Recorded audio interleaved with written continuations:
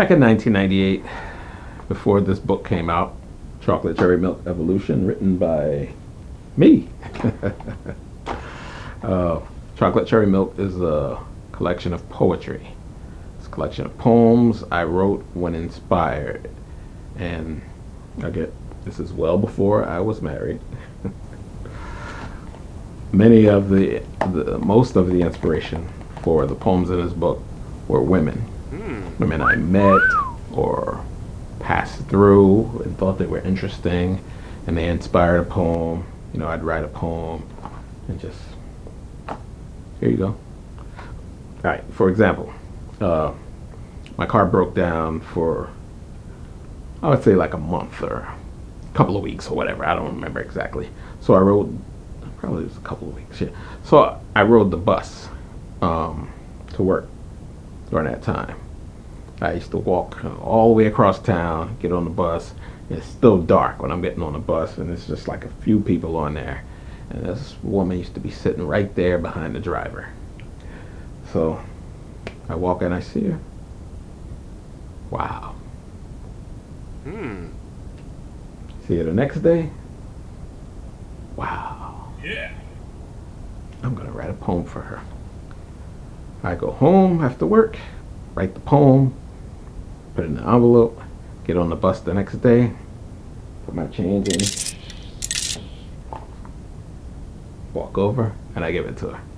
She's like, "What's this?" I said, "That's for you." She took it. So I go over, I sit in my seat, I see her open it up. She reads it, and she looks up at me, Kool-Aid smile, right? But like I said, I wasn't always pushing up on these women. I just like to write, and I needed inspiration, and inspiration came from wherever it came from. So, I never pursued anything with her. It was just, you got your shit tight. I appreciate that. That's all it was.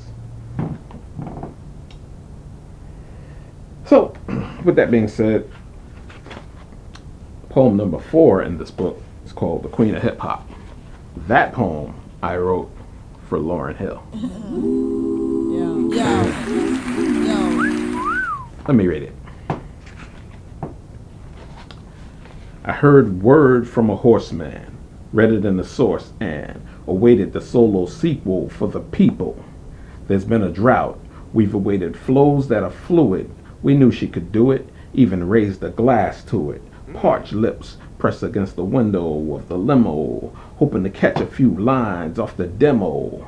Don't be dumb, a few spare crumbs could cause a scrum when this divine, beautiful brown gets down. Subjects gathered at her feet as she grabbed for the wire, others snuggled by speakers like Eskimos by the fire.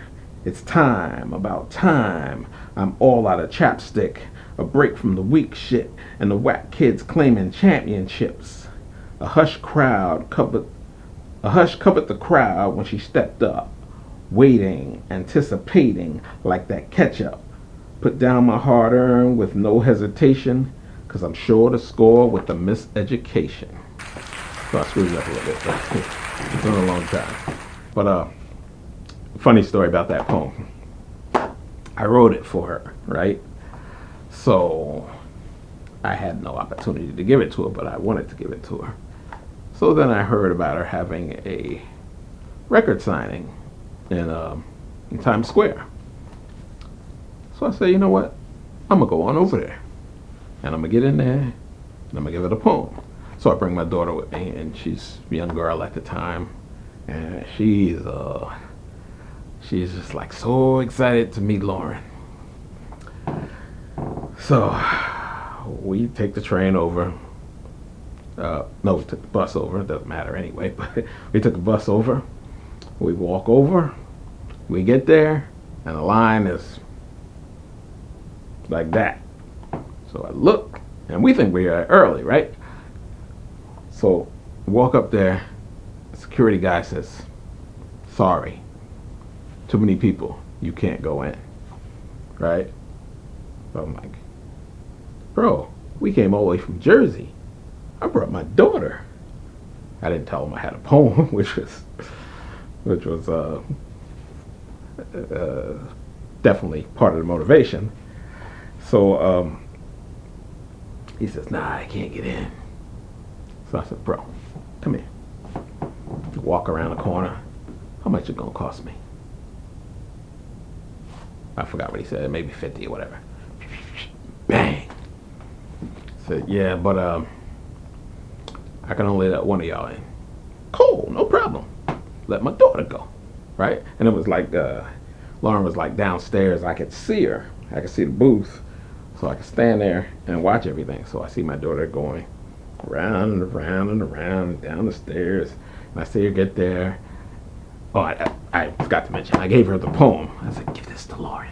So I see her get there, and she gets her book, her CD, and she gets it signed. And Lauryn comes out and gives her a hug. And I see my daughter's big smile, you know. Yeah, this is Lauryn, you know, it's like her hero, one of her heroes. And Lauryn at that time, man, very powerful, very powerful. So I see her. She's hopping up the stairs like, oh. Every step I got a spring, you know, and she comes up the stairs, and as she's coming, I see the poem in her hand. And I'm like, no. She comes out. She's so excited. Daddy, Lauryn hugged me. I said, great. Why didn't you give her the poem? Oh, I forgot. I was like, baby. She knew how much it meant to me to give her on that poem. So she felt bad. I was like, no. You met your hero. It's all good. Don't even worry about it. Not a big deal, right? So she gave me the poem back, and I look. I see the security guy, and I said, bro, remember I just gave you $50? My daughter was supposed to give this to Lauryn, and she forgot. She was so excited, she forgot. Can you give it to her? He was like, all right. So he takes it, and I see him go down the stairs, goes over to Lauryn, he says something, and he slides it over next to her.